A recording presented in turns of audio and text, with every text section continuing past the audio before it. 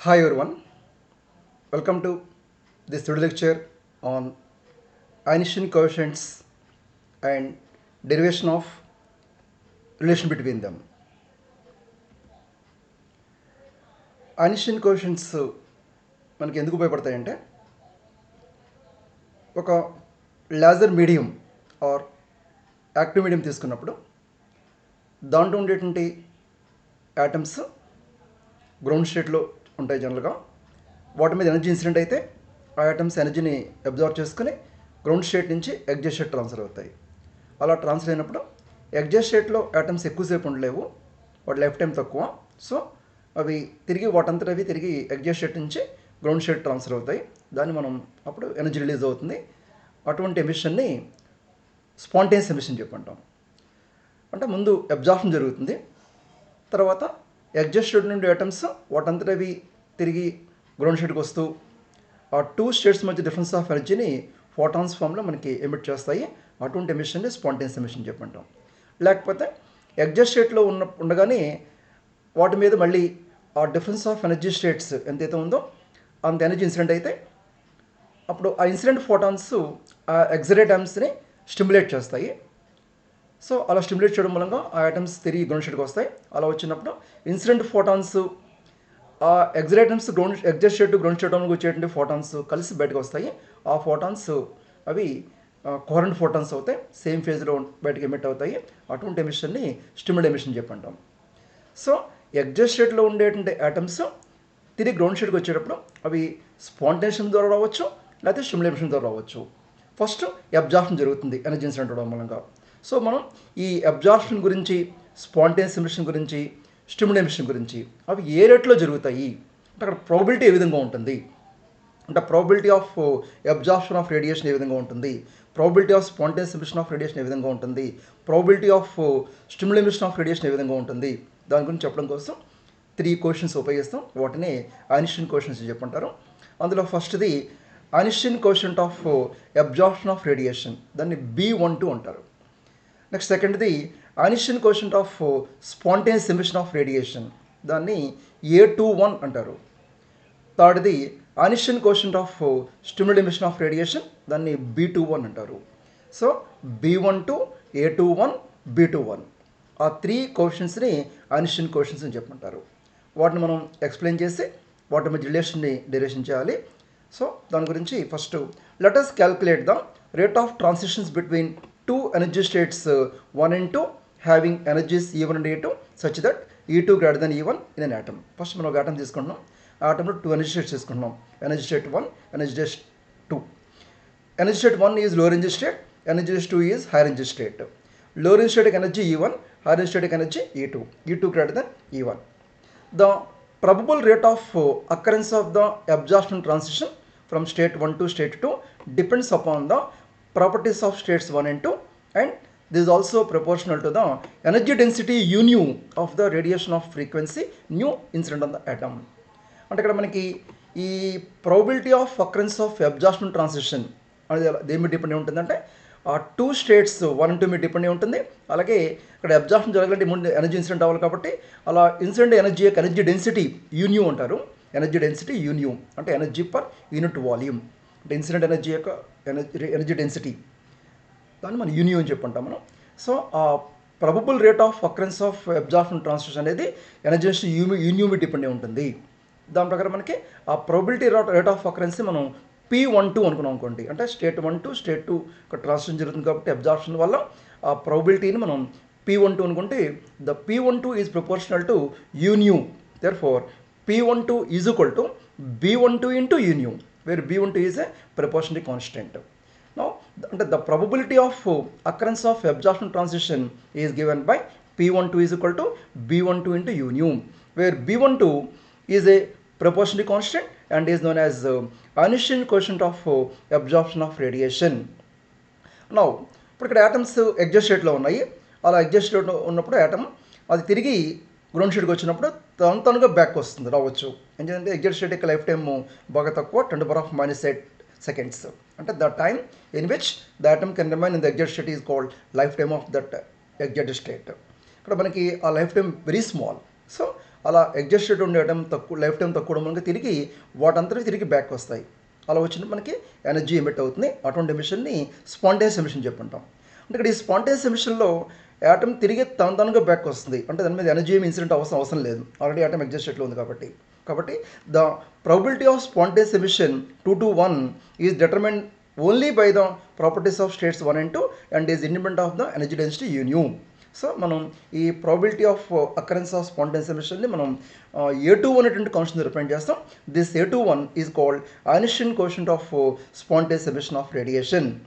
Next third one, the probability of stimulated emission transition 2 to 1 is proportional to energy density nu of the stimulating radiation and is given by B21 into nu. అంటే మనకి ఇక్కడ atom exhaust స్టేట్లో ఉంది.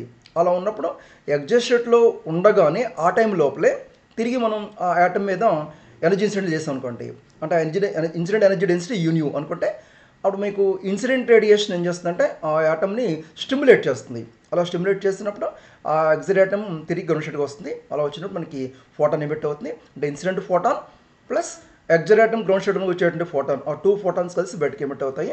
అలా emit అవ్వడం దాన్ని మనం stimulated emission of radiation చెప్పుకుంటాం మనం.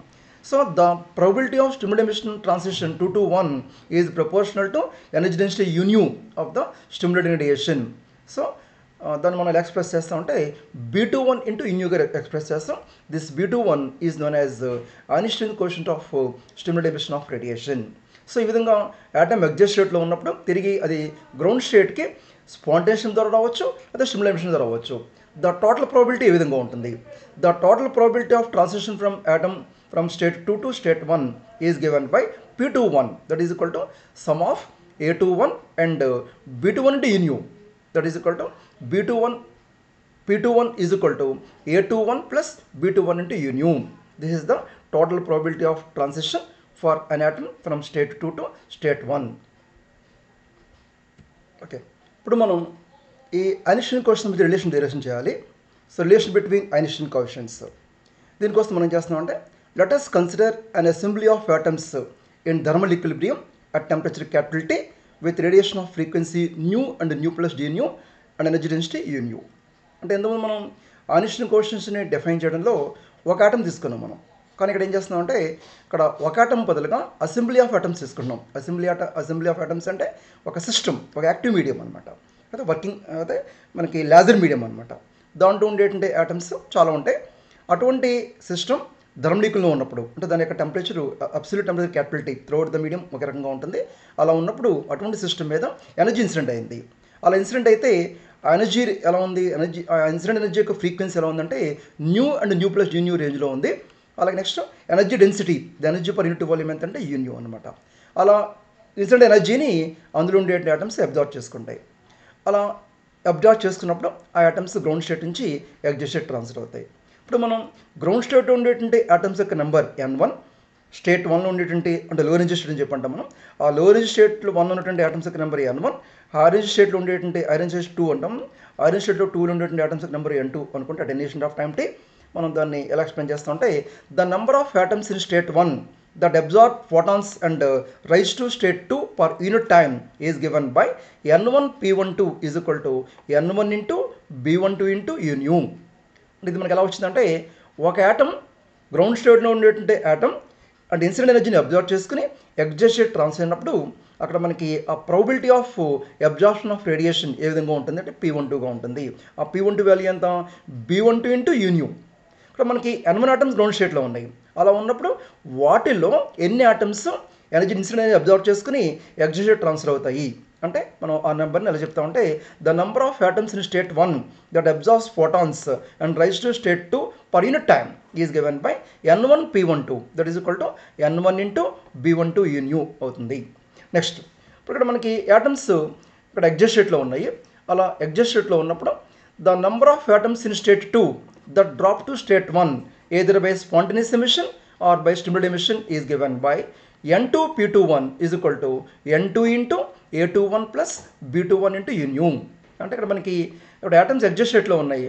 అలా ఎగ్జాస్ట్ స్టేట్లో ఉండే ఆటమ్స్ తిరిగి మనకి గ్రౌండ్ స్టేట్ రావాలి అంటే అది స్పాంటేనియస్ ద్వారా రావచ్చు, అది స్టిమ్యులేటెడ్ ఎమిషన్ ద్వారా రావచ్చు. ఆ టోటల్ ప్రాబిలిటీ మనం చెప్పుకున్నాము.